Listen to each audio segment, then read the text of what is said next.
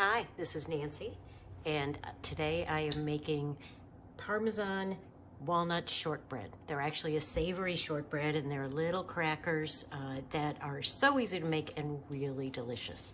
I'm starting with 2 sticks of butter, which I have put in the mixer, and they were nice and soft already, so they don't need much more. Then I'm going to add 2.5 cups of grated Parmesan. See how fine that is? It needs to be fine so it really mixes in well. I get all that goodness in there. You could use any other similar cheese, Asiago or Romano, anything that sounds good to you that's like that, but it does need to be kind of a firm cheese. Okay, let's get this mixed in a little bit.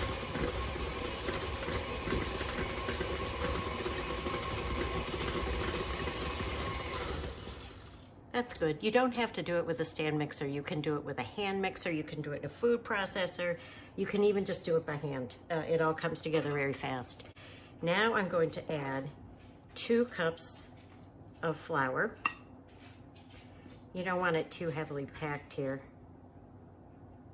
So I want to fill the cup, overfill it, and then scrape it so it's even. And y'all know if you are using one of these babies, you never put the flour in when it's going really fast, because otherwise the flour will be all over you instead of in the mix. So that's really the only reason I'm adding it slowly. This is a very unfussy recipe. Okay, that is cup number 1. I'm stirring this to aerate it a little so it's not quite as packed. And again, scrape it. And I don't know if you can see, but it's already mixed in. It's very fast.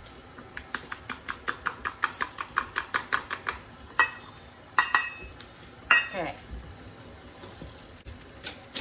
I am adding 1 teaspoon of salt. I like a nice coarse sea salt, but if I'm going to add just a little more because the crystals are so huge that it's really like a little less salt. If you're using basic table salt, you might want to do 3/4 of a teaspoon. And I'm also, you don't have to do this part. I have some thyme. Just going to add a few shakes of that. Not necessary, but it adds a nice flavor. I make these a lot in the summer for parties, and it's really nice to have fresh thyme in there, which I also like. Last are the walnuts. This is 1 cup of very finely chopped walnuts. You need it to be fine because your cookies are going to be thin, and big pieces are going to make it hard to cut. So I'm going to put that in. Turn it up a little. It's not going to be a wet dough. As a matter of fact, it's not going to look like it's coming together. You need to do the last little bit with your hands. That's about it. And as I said, you can do this straight by hand with a wooden spoon. You can do it with a hand mixer and food processor. I've done it all of those ways before. I also have made it with pistachios, which is fabulous and looks really pretty because of the green. And that's probably our favorite, but you have to shell on pistachios and it takes forever. So if you have a little pistachio shelling party going, that would probably work out pretty well. So I'm going to put a little flour in my hands, and I'm going to start just squeezing this together. It's pretty forgiving dough. What you want is just for it to all come together nicely into a ball.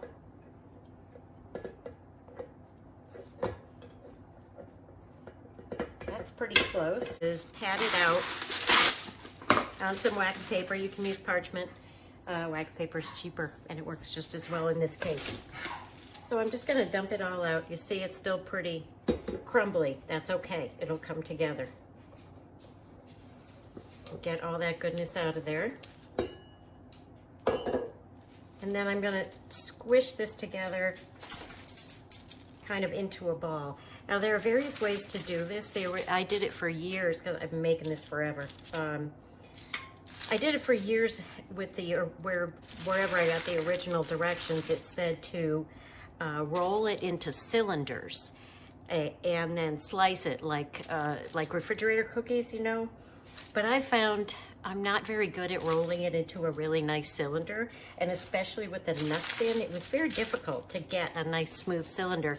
So when I did it, I would get these really weird amorphous shapes. So now I just squish it into, like you would with cookie dough, squish it into a kind of a pancake, a thick pancake.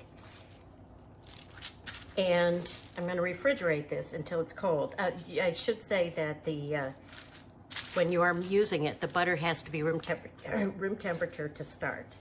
But now we want this all cold so we can actually roll it out.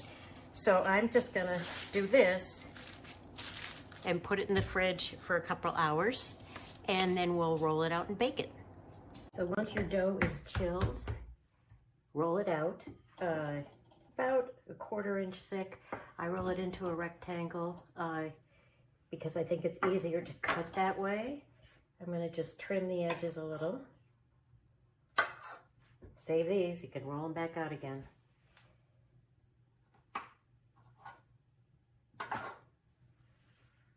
And I'm just going to cut it in squares. See this? I didn't mix the butter in perfectly, but I'm not going to worry about it because most of them will turn out perfect. Okay, you don't want them too big. So I'm just going to cut them like this. I have a cookie sheet all prepared with parchment. My oven is set to 400 degrees right now. And they're going to cook for about 10 minutes.